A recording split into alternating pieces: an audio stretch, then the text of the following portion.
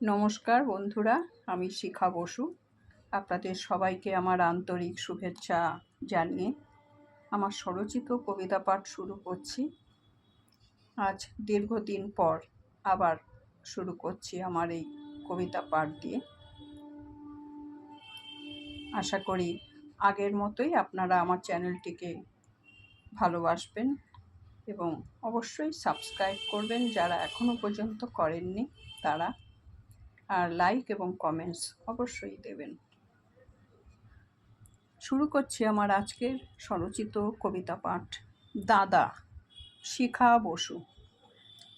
সত্যি কি আমরা আছি ভালো এই নতুন যুগের হাওয়ায়? এলোমেলো ভাবনা যত কুড়ে কুড়ে খায়। আমার তোমার কন্যাদের আর নেই যে নিরাপত্তা।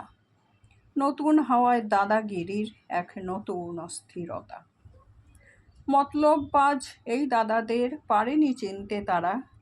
বিশ্বাস তাদের হারিয়ে গেছে, দাদাদের শিকার ছিল যারা।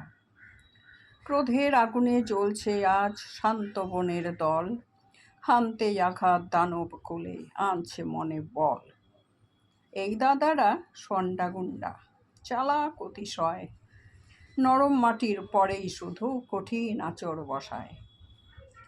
দাদা কথার মানেটা ঠিক বোঝেনি আজও এরা।